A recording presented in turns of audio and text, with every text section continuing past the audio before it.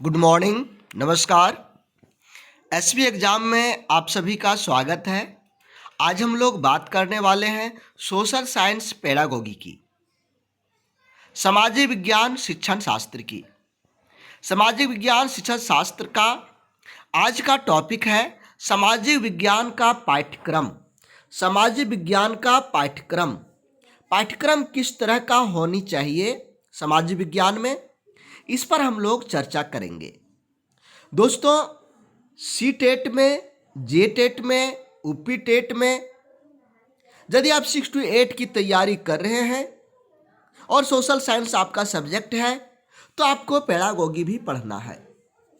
Pedagogy भी पढ़ना है तो सोशल साइंस के पेडागोगी में आज का जो चैप्टर है वो बहुत ही महत्वपूर्ण है। यहाँ से प्रश्न बहुत सारे आते हैं, देखेंगे प्रश्नों की बौछार यहाँ से रहती है। तो इस चैप्टर को बड़े ध्यान से सुनने और समझने का कोशिश करिएगा। रटने की ज़रूरत नहीं पड़ेगा। यदि आप पूरे अंत तक पूरे क्लास को देख लिए तो आपको रटने की ज़रूरत नहीं पड़ेगी। तो चलिए शुरुआत कर रहे हैं हम लोग। सबसे पहले हम लोग देखेंगे पाठ्य पुस्तक की विशेषताएं। कोई भी पाठ्य पुस्तक हो उसकी क्या क्या विशेषताएं होनी चाहिए। वीडियो को पॉज करिए पहले और अपने मन से एक अच्छी पाठ्य पुस्तक की जो आपका सिलेबस का है उसमें क्या क्या विशेषताएं होनी चाहिए उसको आप पहले नोट करिए, मिलाइए। उसके बाद में यहाँ पर देखिए, सबसे पहला चीज आप कहेंगे कि प्रकरणों का तार्किक क्रम होना चाहिए। थोड़ा सा यहाँ पर हम उदाहरण गणित का लेना चाहेंगे।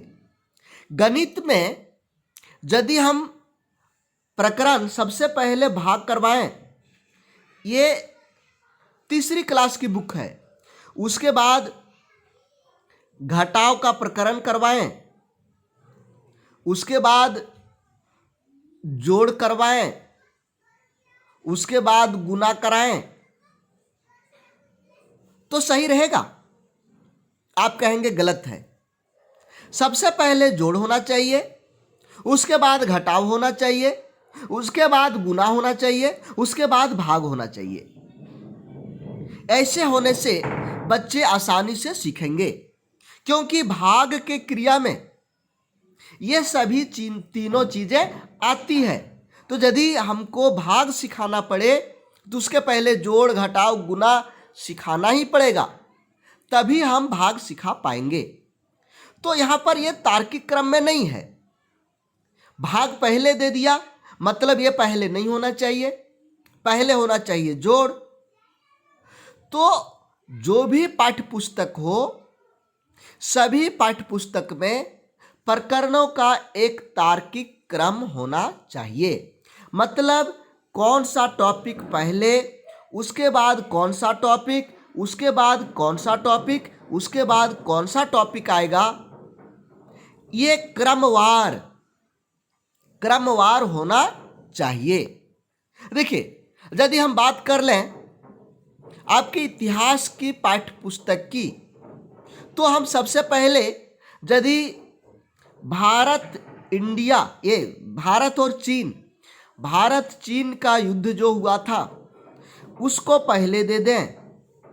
उसके बाद यहाँ पर हम दे देते हैं स्वतंत्रता संग्राम, यहाँ पर दे देते हैं सिंधु घाटी सभ्यता, और यहाँ पर दे देते हैं आधुनिक विश्व। तो कैसा रहेगा?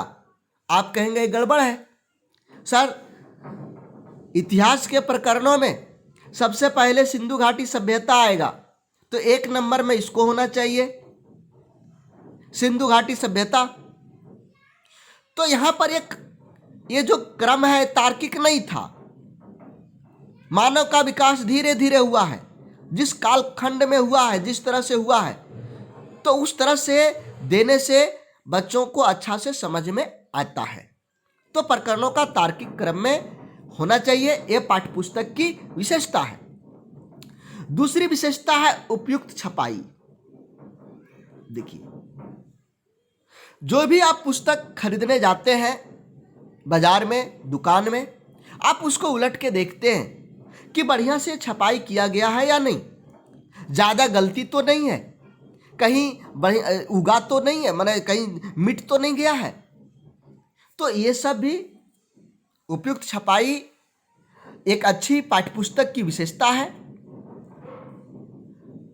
आकर्षक जिल्द, देखते हैं एक कहावत है, जो दिखता है वो बिकता है।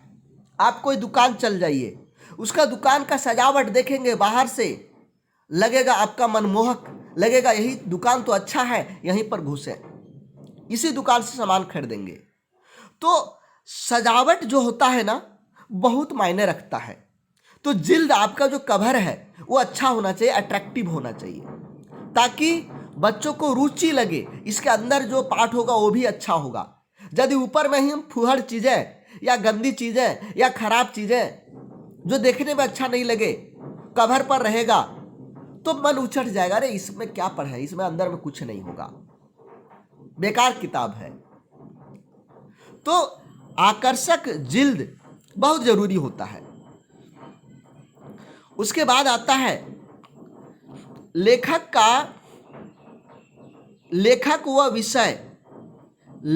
व विषय का पूर्ण विवरण। लेखक कौन है, किस तरह का लेखक है, हम लोग लेखक पहले देखते हैं, लिखने वाले कौन है, प्रेमचंद है, और इनका कहानी अच्छा होगा, प्रेमचंद जी का कहानी अच्छा होता है। फणीश्वरनाथ रेणु है, इनका कहानी अच्छा होगा। तो कहानी लेखक को देख करके हम लोग जान जाते हैं कि ये पुस्तक किस तरह का होने वाला है। पाठ्य पुस्तक की भूमिका, जब हम लोग एक दो पेज पलटते हैं तो भूमिका दिया हुआ रहता है। भूमिका किसी भी पाठ्य पुस्तक की आत्मा होती है। उस पाठ्य पुस्तक में क्या चीजें दिया गया है, क्या क्या चीज का वर्णन किया गया है, पूरी जानकारी इस पाठ्य पुस्तक में रहता है, यह पाठ्य पुस्तक की भूमिका में रहता है। तो यह राइट आंसर होगा। उद्देश्य केंद्रीकृत विषय, देखिए आपने जो पुस्तक लिया वो अच्छा है, सब कुछ मिल गया अच्छा, लेकिन जिस उद्देश्य को लेकर आप उसको खरीद रहे हैं, उस उद्देश्य का टॉपिक उसमें नहीं है, उस उद्देश्य का सामग्री उसमें नहीं है, तो आपको अच्छा नहीं लगेगा। जैसे आप जेटेट की तैयारी कर रहे हैं, जेटेट की तैयारी कर रहे हैं और आप जेटेट के लिए बुक खरीद रहे हैं, ऊपर जिल्द इसका जेटेट लिखा हुआ है, जेटेट इसके जिल्द में लिखा हुआ है, लेखक का परिचय दिया हुआ है, प्रकाशन दिया हुआ है, भूमिका दिया हुआ है, लेकिन जब अंदर खोलते हैं तो आप क्या देखते हैं कि इसमें जेटेट में जो प्रश्न पूछा जाता है उस तरह के प्रश्न इसमें दिया नहीं गया है, या तो लो लेवल का है या हाई लेवल के प्रश्न हैं। जो आपका परीक्षा का पैटर्न है, एग्जाम का पैटर्न है, उससे या तो हाई लेवल का है या फिर लो लेवल का है। तो आप उसको खरीदेंगे क्या? नहीं खरीदेंगे। आप सोचेंगे सब कुछ ठीक है, लेकिन इस पुस्तक को ले जाकर के हम क्या करेंगे? हमको जेटेट के लिए तैयारी करना है और जेटेट का सामग्री इसमें है ही नहीं। जिस उद्देश्य के लिए आप खरीद रहे हैं उस उद्देश्य की पूर्ति यहां नहीं हो रही है, तो आप इसको नहीं खरीदेंगे। अब यहां पर दूसरा टॉपिक आता है, पाठ्य पुस्तक के महत्व या उपयोगिता। पाठ्य पुस्तक का क्या महत्व है? क्यों पाठ्य पुस्तक जरूरी है? बिना पाठ्य पुस्तक के भी हम पढ़ा सकते हैं, लेकिन पाठ्य पुस्तक क्यों जरूरी है, ये यहां पर आपको बताना है। सबसे पहले, आगे बढ़ने के पहले आप लोग एक पेज में फिर से पाठ्य पुस्तक की विशेषताएं को लिखें, पाठ्य पुस्तक की क्या क्या विशेषता है, और उसको मैच करें। वीडियो को पॉज करें और लिख करके फिर से मैच करें। इससे क्या होगा कि आपकी जानकारी अस्थायी हो जाएगा, आप भूलेंगे नहीं। जितना दूर तक आप पढ़ते जाते हैं उसको बीच में रुक रुक करके अपने मन से लिखने का प्रयास करिए। जब आप अपने मन से लिखने का प्रयास करेंगे तो आपके दिमाग पर ज़्यादा जोर पड़ेगा, आप ज़्यादा सोचेंगे क्या क्या हो सकता है, हमने अभी क्या क्या सुना था, क्या क्या देखा था। तो इसके कारण ये भूलेंगे नहीं। तो आप लोग लिख लिए होंगे। अब इसको मिला लीजिए, मैं फिर से एक बार दोहरा देता हूं। प्रकरणों का तार्किक क्रम, उपयुक्त छपाई, पाठ्यपुस्तक की आकर्षक जिल्द, लेखक व विषय का पूर्ण विवरण, पाठ्यपुस्तक की भूमिका अथवा आत्मा, उद्देश्य केंद्रीकृत विषय। तो ये सब चीजें पाठ्यपुस्तक की विशेषता है। अगला टॉपिक हम अब स्टार्ट कर रहे हैं। देखिए, अगला टॉपिक है पाठ्यपुस्तक के महत्व। तो यहां पर आपको पाठ्यपुस्तक की महत्व के बारे में बताना है, उपयोगिता के बारे में बताना है। तो यहां पर पहला जो महत्व है, उपयोगिता है, यह दिया हुआ है कि पाठ्यपुस्तक में व्यवस्थित शिक्षा प्रक्रिया व अधिगम को क्रमबद्धता प्रदान करता है। देखिए, कोई भी पाठ्यपुस्तक जो अच्छी पाठ्यपुस्तक है आप उसको देखेंगे, उसमें अधिगम की क्रमबद्धता होती है। एक के बाद दूसरा टॉपिक क्या आना चाहिए, इसके बाद क्या पढ़ाना चाहिए, ये दिया हुआ रहता है। इससे आपको शिक्षण करने में मदद मिलती है, एक व्यवस्थित शिक्षण प्रक्रिया हो जाता है। इसलिए एक पाठ्यपुस्तक जरूरी है। दूसरा है कक्षा से संबंधित क्रमबद्ध व सुव्यवस्थित विषय सामग्री।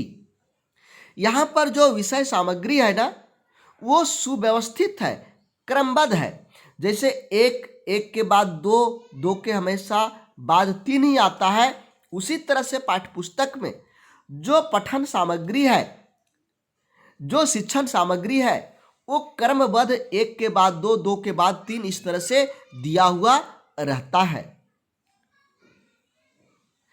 यह शिक्षा से पूर्ण पाठ की तैयारी में सहायक है। देखिए, ये क्या करता है कि ये पूर्ण पाठ, अधूरा नहीं।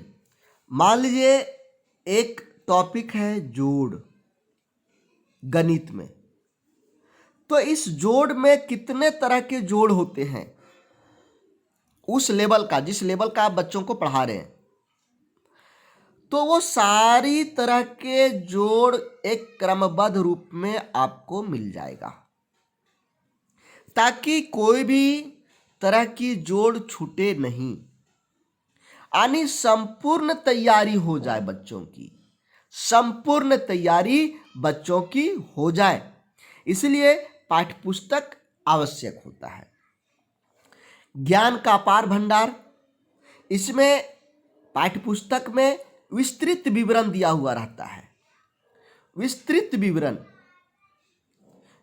विवरण रहने से क्या होता है, बच्चों को अधिक जानकारी मिल पाता है, तरह तरह की जानकारी मिल पाता है, जो उसके ज्ञानात्मक विकास के लिए, संज्ञानात्मक विकास के लिए बहुत जरूरी होता है।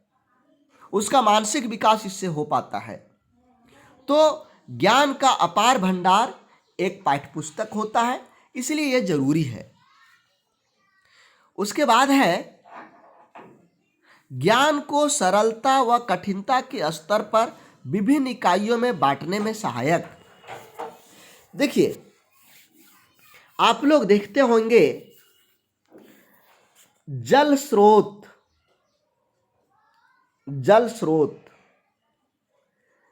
ये तीसरे क्लास में भी पढ़ने का है।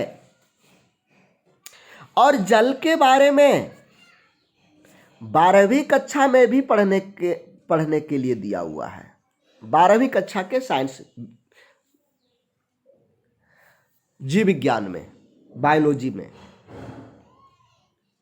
तो आप क्या देखेंगे, 12वीं का जल का जो टॉपिक है और जो तीसरी क्लास के जल का टॉपिक है, दोनों में अंतर आपको मिल जाएगा। यहां पर जल की केवल सामान्य परिचय जो बच्चे जान सकते हैं, जैसे जल कहाँ कहाँ मिलता है, आहरे, तालाब में, नदी में, झील में, समुद्र में। जल का उपयोग हम लोग कहाँ कहाँ करते हैं, खाने में, सिंचाई में, मछली पालन में। ये सब चीज़ें तीसरे क्लास के बुक में रहेगा। लेकिन 12वीं क्लास, जल का रासायनिक गुण क्या है, जल का रासायनिक सूत्र क्या है, जल प्रदूषण कैसे होता है, जल प्रदूषण का रोकथाम कैसे होगा, जल प्रदूषण करने के लिए कौन कौन से कारक जिम्मेवार हैं, उसमें बहुत सारे रासायनिक समीकरण आ जाएंगे। कैसे जल प्रदूषित हो रहा है, जल प्रदूषित से होने वाले बीमारी कौन कौन से हैं प्रदूषित जल के द्वारा, तो ये यहाँ पर आ जाएगा। तो देखिए, ये सरल हुआ, ये कठिन हुआ। तो एक पाठ्यपुस्तक क्या करता है, सरल और कठिन के स्तर में बांट देता है। किस पाठ्यपुस्तक में सरल चीज़ों को देना है, किस पाठ्यपुस्तक में कठिनाई वाले सामग्री डालने हैं, ये एक पाठ्यपुस्तक में दिखाता है, इसलिए जरूरी है। इसके बाद देखिए, समय तथा शक्ति की बचत। यदि आपके पास पाठ्यपुस्तक नहीं है, तो जैसे अभी हम बात कर रहे थे जल की टॉपिक की बात मैं कर रहा था। जल टॉपिक में आप तीसरा क्लास में क्या क्या पढ़ाएंगे, इसको तैयार करने में आपको बहुत समय लग जाएगा।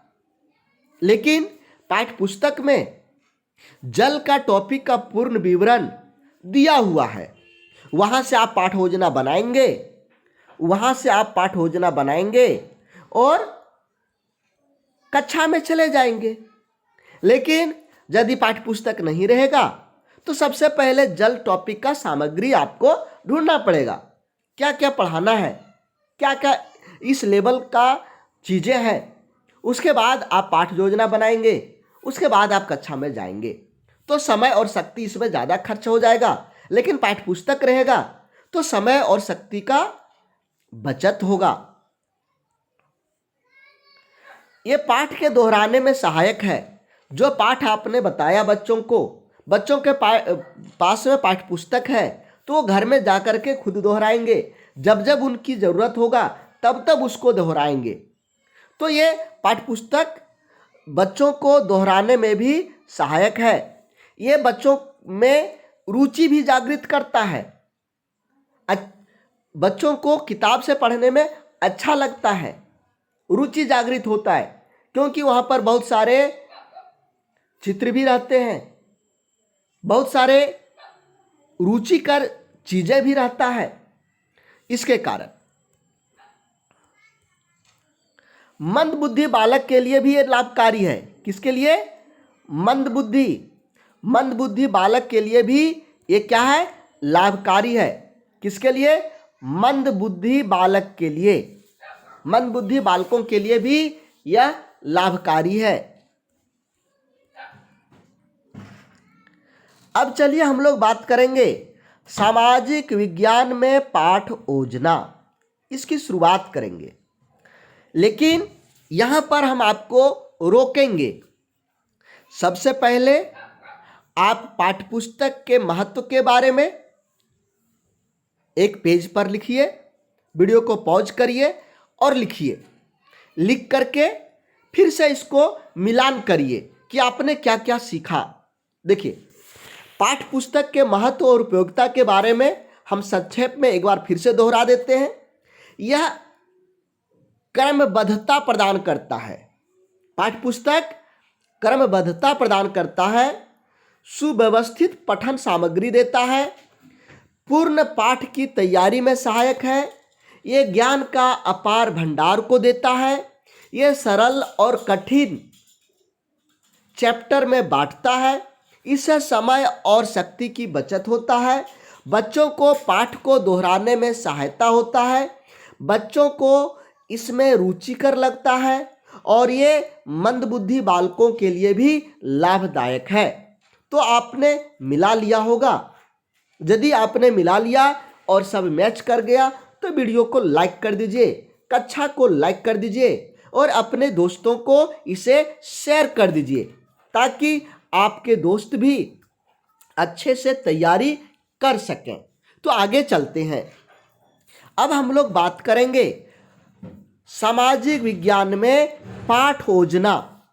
सभी लोग, जब आप लोग या तो डीएलएड किए होंगे या तो बीएड किए होंगे, जब आप लोग डीएड और बीएलएड कर रहे होंगे उस समय आप लोगों ने पाठ योजना बनाया होगा।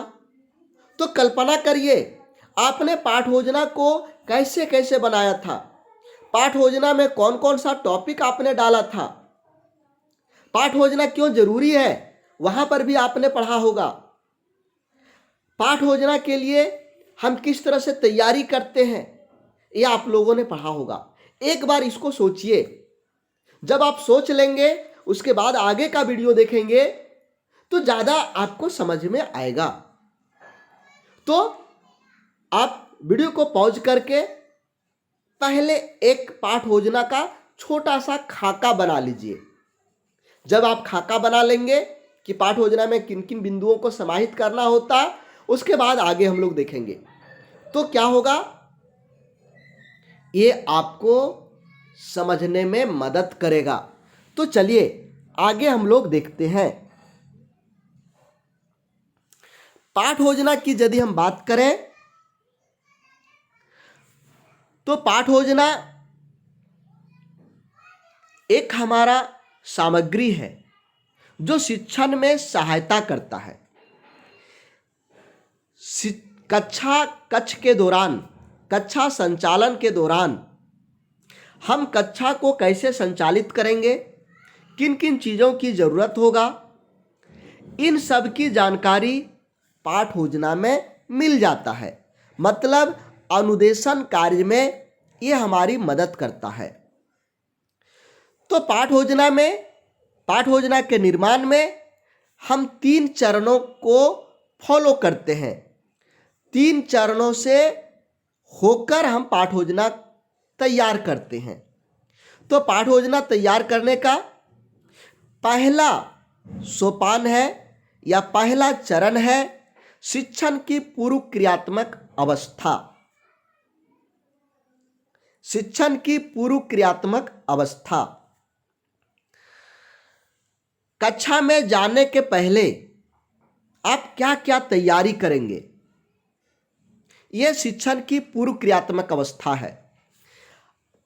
तैयारी करना, अभी आप कक्षा में नहीं गए हैं, कक्षा के पहले तैयारी करना।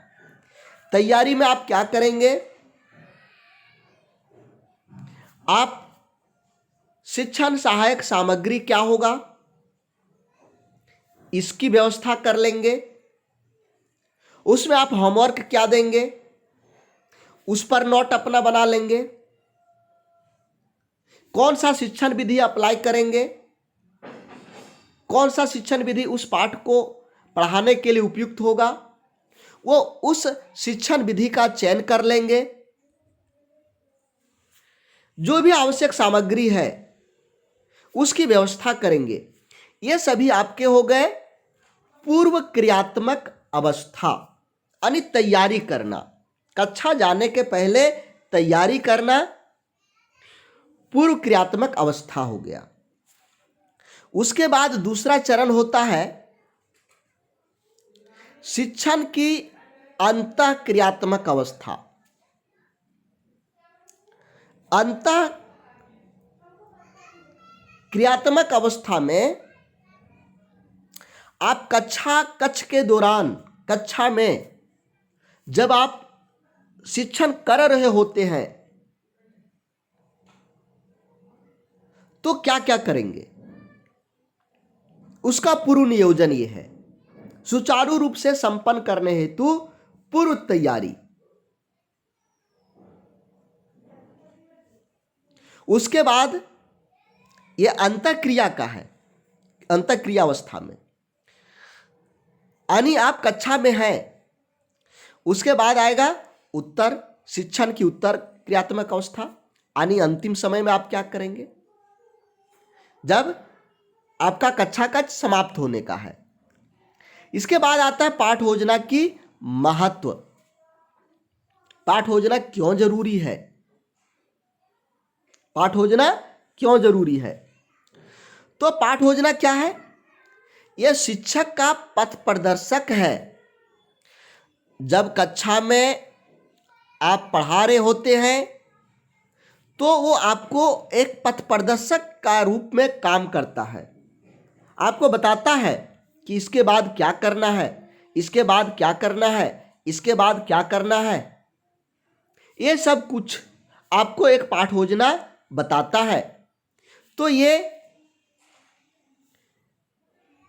क्या और कैसे करेंगे, क्या और कैसे करेंगे, इसकी जानकारी आपको कक्षा संचालन में एक पाठ योजना देता है, इसलिए इसको हम पथ प्रदर्शक के नाम से जानेंगे। उसके बाद दूसरा है उद्देश्य की जानकारी। उद्देश्य की जानकारी, किसी भी पाठ का एक उद्देश्य होता है जिसको हम लोग सामान्य उद्देश्य और विशिष्ट उद्देश्य के नाम से जानते हैं। तो उस पाठ के पढ़ने के बाद बच्चों में क्या योग्यता हासिल होना है, क्या क्षमता हासिल होना है, किन किन चीज़ों के किन किन गुणों का विकास होगा, ये उद्देश्य के द्वारा हमको जानकारी मिलती है। और जब हम कक्षा संचालन करते हैं तो हमारा माइंड में हमेशा यह ध्यान रहता है कि किन किन उद्देश्यों की पूर्ति हमको यहाँ पर कराना है। उसके बाद आता है सुव्यवस्थित कक्षा, क्योंकि आपने पहले ही ये अरेंज करके रख लिया है कि कौन सा काम पहले होगा, दूसरे नंबर में कौन सा काम होगा, तीसरे नंबर में क्या काम होगा, चौथे नंबर में क्या काम होगा, ये पहले से आप करके रखे हैं। दूसरे नंबर के काम के लिए क्या क्या वस्तु चाहिए ये आप पहले से व्यवस्था कर लिए हैं।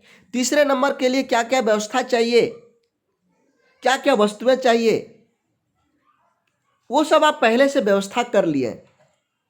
तो इससे क्या होगा कि सुव्यवस्थित कक्षा होगा। एक उदाहरण मैं देता हूं, भूगोल की क्लास है, भूगोल की क्लास है और इस भूगोल की क्लास में आपको विश्व के देश के बारे में बताना है, विश्व के देशों के बारे में बताना है।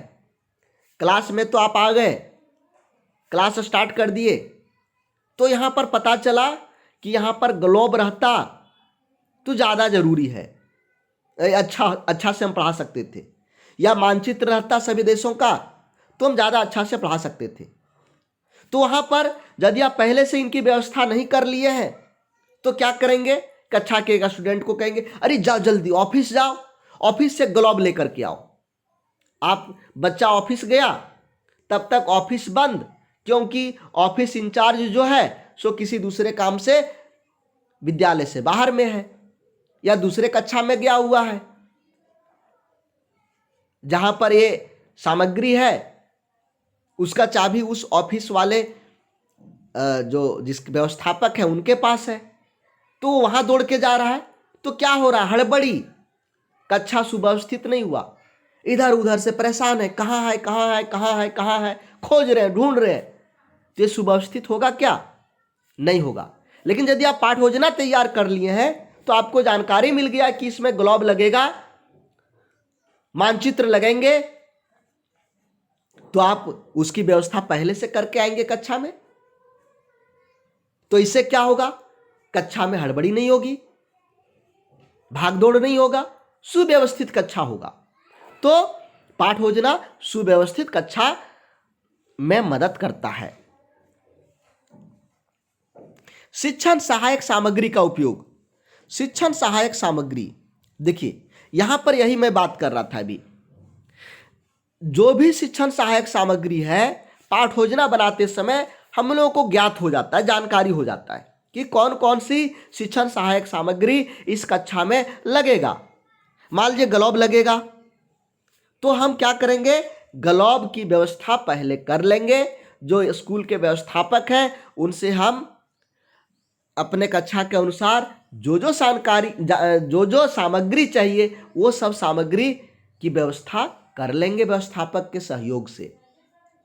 तो ये क्या होगा, कक्षा में पढ़ाने में मदद करेगा। अब पाठ योजना के उपागम के बारे में बात करना है। पाठ योजना के उपागम में हम लोग हर्बर्ट उपागम, इकाई उपागम, ब्लूम उपागम, इन सभी उपागम के बारे में चर्चा करेंगे। तो इसमें हर्बर्ट उपागम में 5 चरण होता है। योजना, प्रस्तुतिकरण, तुलना एवं स्पष्टीकरण, सामान्यीकरण और प्रयोग, ये 5 होते हैं। तो इसके बारे में हम लोग अगली कक्षा में, अगली क्लास में बढ़िया से देखेंगे। चूंकि समय हो रहा है तो ज़्यादा लंबा वीडियो भी आप लोगों को अच्छा नहीं लगता होगा। यदि आप लोगों को एक क्लास अच्छा लगा तो लाइक करिए। इस क्लास के लिंक को अपने दोस्तों को शेयर करिए ताकि उन्हें भी अच्छी क्लास मिल सके। तो हम आशा करते हैं आप लोग अच्छे तरह से समझ गए होंगे। जो भी प्रॉब्लम होगा चैट में हमें आप भेजें, उसका हम समाधान करेंगे। Thank you. जय हिंद।